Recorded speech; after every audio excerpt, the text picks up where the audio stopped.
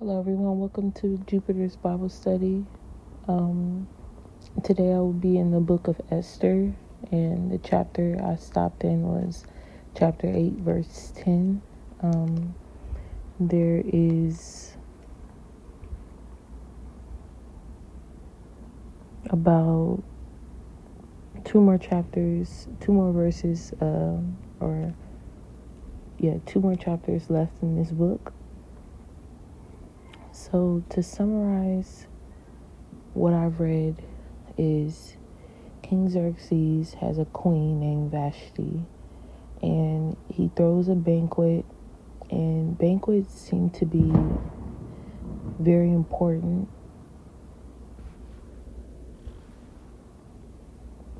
in this time period. And so when he had thrown one, he summoned the queen, and she refused to come.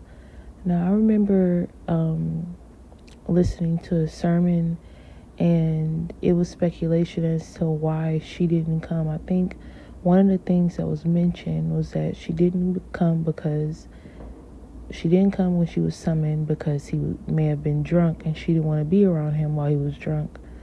But in these times, drinking wine was normal, and so I've never gotten a clear understanding of what is drunk in that time period and what is not. But she did not come when she was summoned, and he actually prevented her from ever coming in his presence, and he was in search of a new queen. Now, he wanted to see all the beautiful women in the region that he was over, and he chose Esther because she was pleasing, and she was beautiful, and her shape was pleasing to him. And so, without Esther even knowing what to do, whether it was right or wrong, she was used to listening to Mordecai, which is a relative of hers that took her in when her mother and her father died. Now, it's interesting because Esther does it completely different than Vashti. Vashti, it seemed like as soon as she did not come when she was summoned, the King Xerxes, he was so upset about that, and amongst his council of men and individuals that he consulted with, they were afraid that her behavior would basically be mimicked by other women in the region, and they wouldn't respect their husbands. And so maybe Vashti didn't understand her role and how impactful it could be with her not listening to the king, but they did not want this behavior to be replicated, so they replaced her. Esther seemed to be, she went through beauty regimens, and there was someone over her that would send her to the king, and she would come back. It seemed like after Vashti, they were careful with the next queen that was around him. But there was Haman, who was, I guess, amongst the king's, someone that he consulted with, I think. But he paid because Mordecai wouldn't bow to him and wouldn't basically, like, it was a sign of disrespect that he wouldn't bow to him, and Haman paid for a decree basically to be sent out to destroy all the Jews. And so that's women, children, men, and it was sent in every province in their language. And that part stuck out to me, was that, and like how powerful the king was, and the people that are around him knowing to, when they send out decrees and laws, that they would send it in every language so that everyone understood. And so Mordecai, basically, he actually uncovered a plot against King Xerxes' life, but he was not recognized for it. And Mordecai was only concerned with his people. They were being killed and they were being annihilated. So he went to Queen Esther and told her about it. And she said, well, I cannot go to the king without me being summoned, or it's by law I could die. And Mordecai let her know that, with this decree that has came about, that has killed our people, don't think that your time isn't coming. Do not think that just because you're a queen now, that it won't affect you. It will eventually affect you, because the king doesn't know that you're Jewish. And so Esther, it says that she always listened to Mordecai. She listened, and she basically asked Mordecai and any Jews that he knew to fast for 3 days, because she would go into the presence of the king. And there was a part where I thought she was really, really brave. It's chapter 4, verse 16. Go gather all the Jews who are in Susa and fast for me. Do not eat or drink for 3 days, night or day. I and my attendants will fast as you do. When this is done, I will go to the king, even though it is against the law. And if I perish, I perish.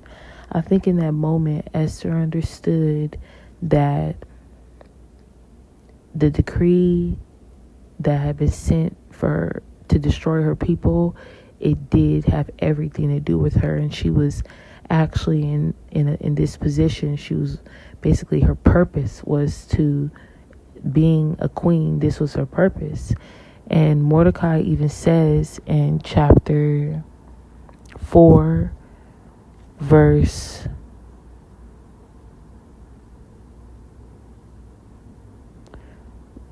13, he sent back this answer.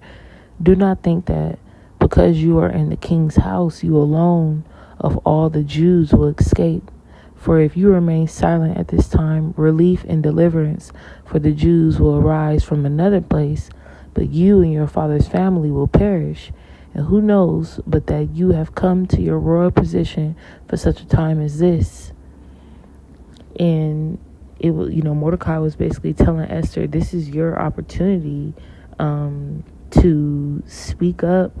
And I don't know how she knew how to do it, because she throws the King Xerxes and Haman 2 banquets, and she doesn't even ask for what she wanted during the first banquet, even though the King Xerxes asked her, what is your request? What is your petition? She still wanted to pay great respect to him and someone who was in his ear after he had paid to have a decree sent out to destroy all the Jews. She still, threw the banquet for both of them. And, I think Haman, his wife, and his friends, they were definitely negative. They wanted Mordecai to be impaled on a pole, and he actually, I think he had it built, and he just knew in his mind that it would happen, but actually he ended up on that pole. And it's interesting because I see God working in this chapter, like when, one second. Yeah, it says in chapter 5, verse 14, his wife Zeresh And all his friends said to him, "Have a pole set up, reaching the height of 50 cubits, and ask the king in the morning to have Mordecai impaled on it." And maybe they thought that Haman had this much power that he could just ask the king to do something and then he would do it. And then it says, "Then go with the king to the banquet and enjoy yourself." And how could one enjoy themselves after murdering someone just because they won't bow to them? And they are not, like Haman is not the king. The king is Xerxes. But yet, being around the king, he wanted that same treatment as a king, but he was not king. "Then go with the king to the banquet and enjoy yourself." This suggestion delighted Haman, and he had the pole set up. Just they're all influencing each other. Haman influenced his wife and his friends to think that he had the same power as a king just because he was close to him at that time. And then they influenced him by suggesting this pole be set up, and he believing that the king would just put Mordecai on it just because he asks. And the verse that I wanted to read was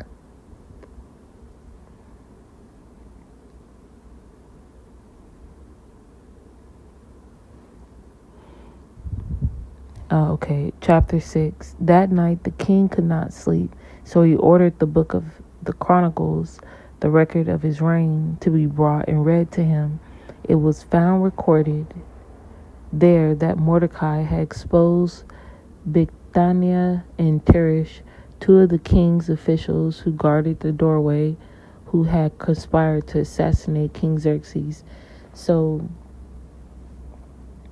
this is interesting. To me, God is working, because he couldn't sleep, so he had a book that basically recorded everything involving his reign to be read to him. And he noticed something that he had not acknowledged, that there was a plot against his life, and someone exposed it and saved him. And so he wanted to make it right. And at that moment, I know that Haman, even though he carried out what King Xerxes said, how do I reward someone who has saved my life? I know that Haman, in that moment, it doesn't talk about what he felt or what he did. He did what he was told. Basically, his suggestion, the King Xerxes said, "Okay, now go out and do that for Mordecai." And then you could just tell in this verse that his wife and his friends, they're just influencing each other, but no one has a clue what they're doing.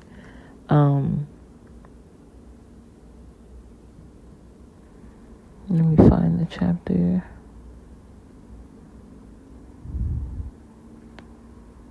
Okay, after Mordecai returned to the king's gate, the Haman rushed home with his head covered in grief, and told Zeresh, his wife, and all his friends everything that had happened to him. His advisors and his wife Zeresh said to him, "Since Mordecai, before whom your downfall has started, is of Jewish origin, you cannot stand against him. You will surely come to ruin." That's not what they were saying at first. They were thinking that he had just as much power as the king, and they told him to build a pole, and that to put Mordecai on it. And so what I got from this was Esther being brave, and the way when you're doing things that you shouldn't be doing and influencing, because Haman influenced the king to write a decree. He paid for it, but he also influenced him with payment to write a decree to destroy all the Jews, women, children, men, and so that sticks out to me, influences. And like I said, Haman's wife and friends, all of them didn't have a clue they did not know what they were doing, and they were not paying attention to what was right and wrong. They believed that you can just pay for decrees to be, sent out, and it was, a lot of Jewish people died, but Esther, being brave enough to listen to her family member Mordecai, she set things right. She stopped the annihilation. Hello everyone, welcome back to Jupiter's Bible Study. I don't know if this will be a separate video or I'll piece it with my summary of Esther. I did finish the book, and basically what happened at the end of the chapter was that Jewish women, children, men were no longer being obliterated. They actually got their revenge. It wasn't really revenge. They were able to defend themselves against the decree that was sent out. And so I'm in the book of Matthew right now. Matthew chapter 5, verse 38 to 42. I wanted to specifically talk about these verses because I myself have struggled with an eye for eye. If you ever heard an eye for eye, it's probably being used differently than what is explained in the Bible. In the Bible that I read out, the version is the NIV version. So I'm just going to read it and then give my summary and just give a little background of what I struggle with. I would say I have these moments where I struggle with it more. Not lately, but it has been a reoccurring theme. So it says, and starting in verse 38, chapter 5, "You have heard that it was said, eye for eye and tooth for a tooth. But I tell you, do not resist an evil person. If anyone slaps you on the right cheek, turn to them the other cheek also. And if anyone wants to sue you and take your shirt, hand over your coat as well. If anyone forces you to go 1 mile, go with them 2 miles. Give to the one who asks you, and do not turn away from the one who wants to borrow from you." And this, I think when I first read this, I just automatically wanted to obey it. It doesn't mean that I actually put it into practice, but it was just, I don't think I understood it. I just read it and I was just like, okay. But as someone who doesn't like seeing myself, as someone that doesn't like seeing herself, that's like what, first, second person. I don't like seeing myself upset. I don't like experiencing myself upset. And but also, if you never get upset and you hold it in, it can have dire consequences, because then you won't know how to process your anger, and you won't know how to calm down. And so I understand these verses now more than ever, because when something is being done to you, like for me, when something is being done to me, eventually, I have this thought where it's like, what did I do? Like, what did I do to deserve just this hassling and just someone on my neck all the time? What did I do?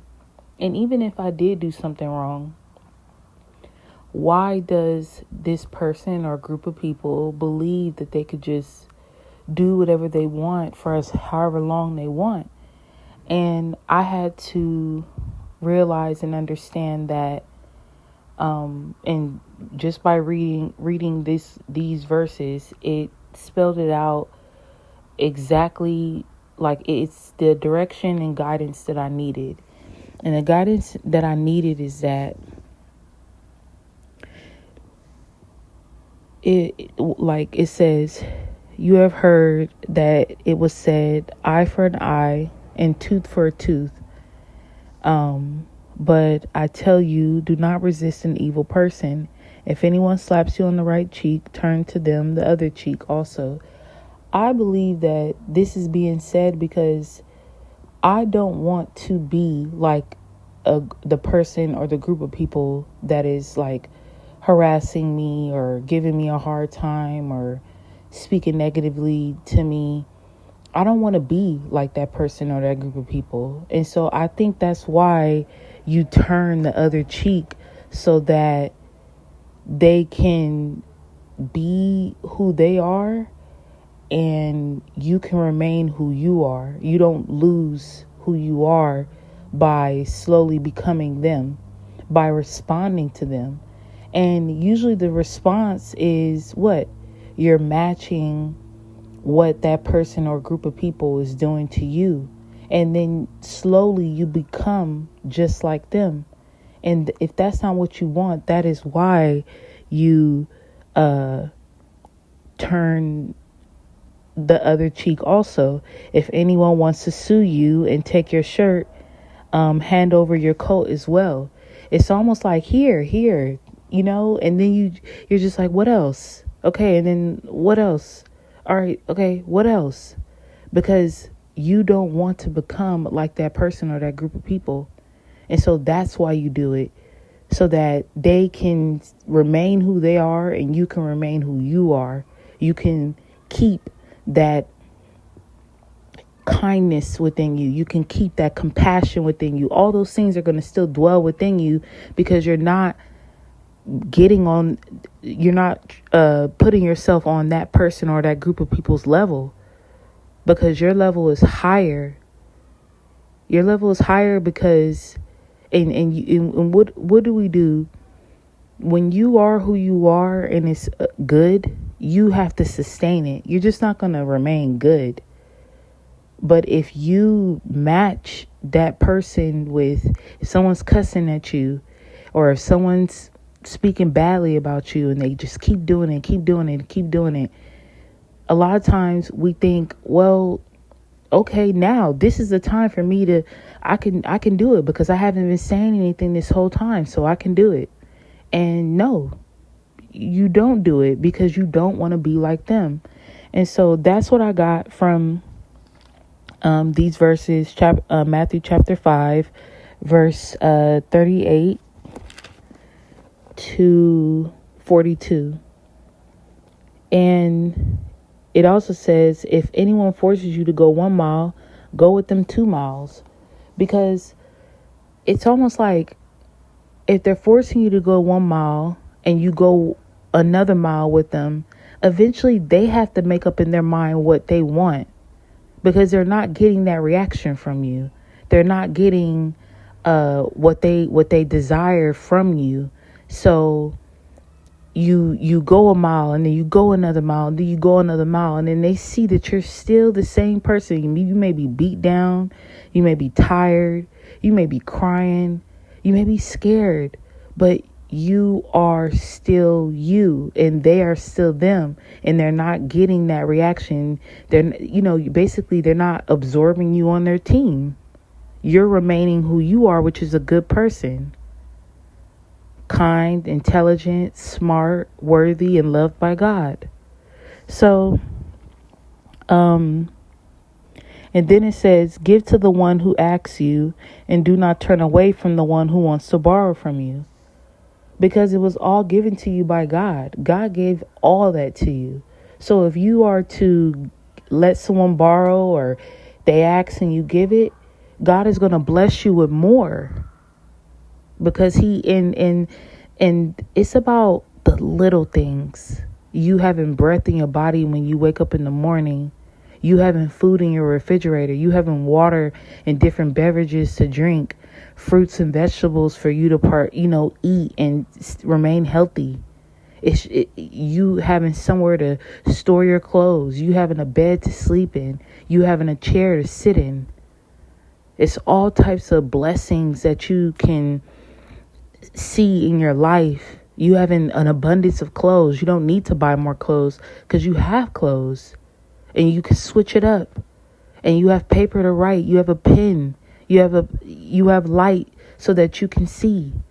It's little blessings. And if you just look at that, and if you just keep thanking God for those little blessings, he will continue to bless you. And so be blessed and be a blessing.